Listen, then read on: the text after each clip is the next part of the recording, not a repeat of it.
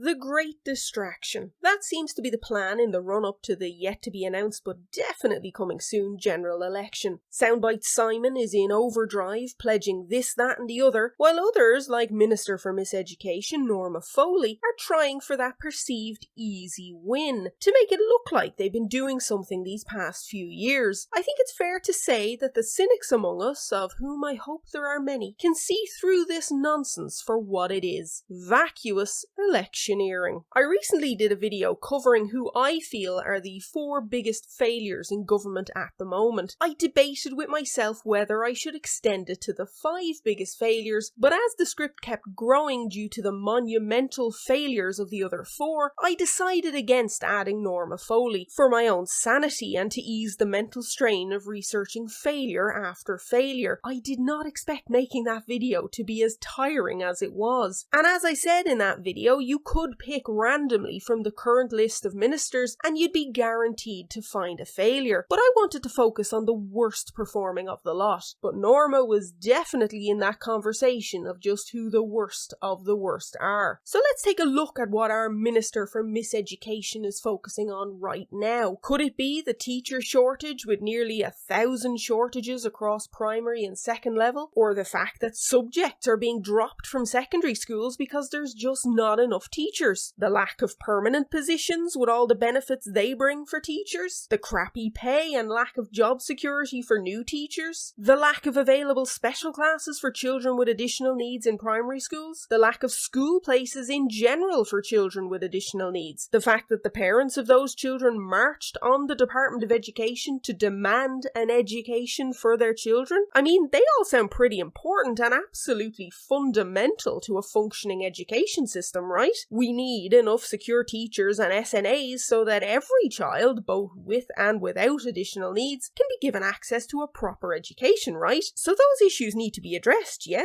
Well, I mean, I would think so, and I'd imagine most people think so too. And yet that is not what Norma Foley is focusing on right now. No, she'd rather ban smartphones from secondary schools, because that is more important than addressing the chronic issues in our education system. It's distraction tactics, plain and simple. I mean, most schools already have a ban on mobile phones throughout the school day, so this is largely redundant. Anyone can see that, as evidenced by the, shall we say, lukewarm reaction to this by both parents and teachers. And yet, she's forging ahead with it because I guess she thinks it'll be an easier target than actually addressing the chronic issues with staffing and retention in schools across the country. It's genuinely pathetic. Yet another minister with their head in the sand pretending that all is rosy while their department burns and fails around them. The teacher shortage is not new, and the teachers' unions have been raising this with the Department of Education for some time now, and yet Norma Foley does nothing. After all this time as Minister for Education, my guess is simply that she is completely out of her depth with no solutions whatsoever to the various crises in her department. I mean, just last year, Tommy Bowe, of all people, absolutely schooled Norma Foley live on Ireland AM when he kept asking her the very simple question of where the teachers and SNAs she was promising were going to come from. And all Norma had was waffle and rote-learned spin. She had no answers. A year on, and in an attempt to deflect from the fact that permanent teaching roles are like gold dust, that schools are playing a game of musical chairs with teachers in an effort to keep classes going, that no one wants an elongated path to qualification with the extra 2 years for the professional masters in education, and that children with additional needs are being failed catastrophically by her department, she is laser focused on smartphones. It just beggars all belief. Has she even bothered to explain why it took a massive backlash on social media regarding the junior cycle SPHE book Health and Wellbeing for it to be pulled? While the company who published the book have since apologised, many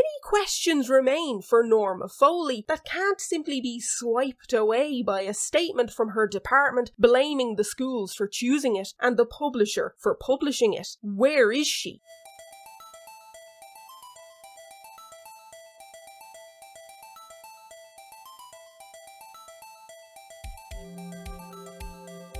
The depiction of Family A and indeed the contrasting Family B have caused considerable offence among the electorate with good reason. The exaggerated stereotyping of a traditional Irish family with the inherent implication that any of these behaviours is somehow wrong or regressive was a sight to behold. It has been said many times by many people since the text came to light, but it bears repeating. If this sort of stereotypical portrayal was written and published about any other culture, there would be an almighty uproar. But let's be honest here, it never would have gotten to print in the first place. But somehow, denigrating Irish culture made it into an educational textbook designed for young Irish teenagers. That's the type of education Big Brother and the party would be proud of. And yet, Norma Foley remains silent. No answers about the staff in crisis, no answers about classes for children with additional needs,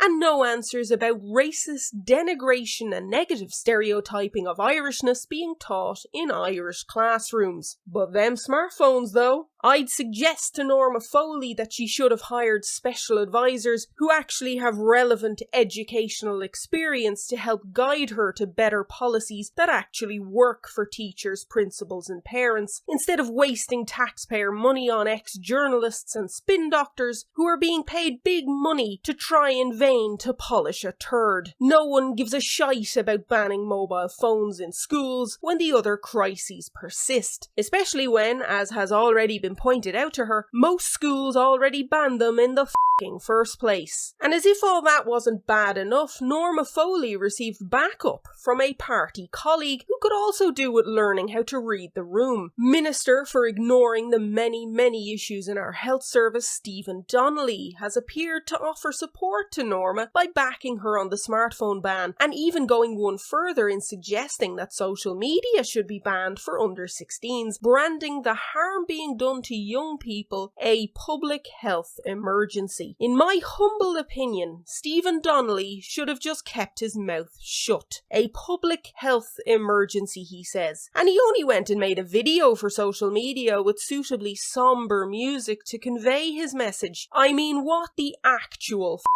It wasn't bad enough that his colleague Norma Foley was ignoring the many fires in her own department. No, that's not bad enough. Now Stephen Donnelly has to join in and do the same. Who do these people think they are? And what on earth do they think their jobs actually entail? A public health emergency. He even compared it to smoking, for sake. A public health emergency. No, Stephen, a public health emergency is ignoring children in need of life-changing scoliosis surgeries. A public health emergency is thousands of men, women and children languishing on waiting lists for vital services. A public health emergency is the thousands of children and their families waiting on an assessment of need and the associated therapies and services. A public health emergency is the two-tier health service you have continued to enable. Now, I've already covered this failure of a minister in more detail in my previous video, so go check that out if you haven't already. Suffice it to say, it's an absolute insult to every single person in this country languishing on those waiting lists that this is the absolute bollocks he's prioritising. As I said, he even went and made a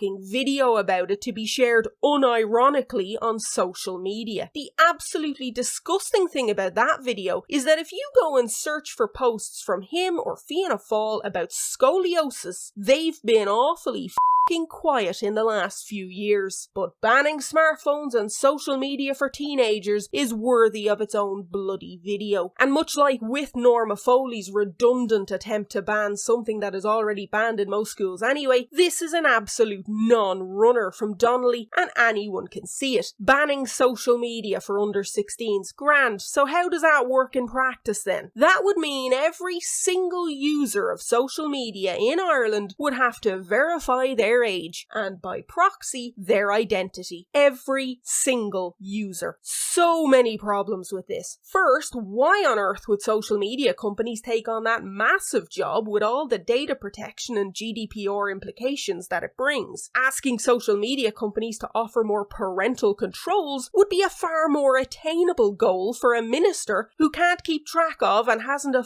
clue where €19 million of public funds has gone. But no, that would make too much sense, wouldn't it? And it wouldn't lead to everyone having to verify who they are, right? Which I'm sure is just a happy bonus. Which brings me to the second problem. Everyone having to verify who they are.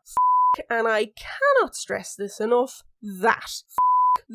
In my view, and yes, I am a cynic and maybe I'm seeing things that aren't there, but in my view, this is just yet another attack on social media and freedom of expression as a whole, because our government are terrified of the voice social media gives voters. Check out my video on the attempts to crack down on social media for more on that one if you haven't already. So why do I say that? Well, because I value my anonymity, that's why. And I'm sure many others are in the exact same boat. As long as you are abiding by the rules of the social media platform, and as long as you are doing nothing illegal, why on earth should anyone be more traceable than they absolutely have to be? There are a multitude of reasons why people stay anonymous online, and anonymity does not change the validity of what they might be saying. All pushing this nonsense will do is push people who value their anonymity into more private channels, or they'll find other ways around it. Now, I started this video talking about Norma Foley, and so I have to ask, where is education in all of this? Surely education would play a key role in helping children to navigate social media responsibly, instead of banning it for them completely. Whether we like it or not, we live in an always online world, and kids will be exposed to it one way or another. So why not actually educate them and their parents about the dangers of social media, like cyberbullying or the effect of always being online or chasing likes can have on your mental health, instead of attempting to instigate a ridiculous ban that has far-reaching consequences for everyone. So there we go, two Fianna Fáil ministers failing the people, working together in their pursuit of redundant, unworkable policies while ignoring the catastrophic failures all around them in their departments. The only joined up thinking in our government is when it comes to making an absolute balls of things, apparently. So what do you think? Are you on board with Norma's plan to ban smartphones in secondary schools? Do you agree with Stephen Donnelly that we need to ban social media for under 16s? Do you think they're prioritising the right issues? Or are you, like me, thoroughly fed up with the absolute bullshit they constantly spin? Let me know in the comments below. Don't forget to like, share, subscribe and hit that bell icon to be notified of new content. If you want to support the channel, you can buy me a coffee or a super thanks, which is greatly appreciated, and a huge thank you to those of you that already have. You can also follow me on Twitter. Until next time, slán go fóill.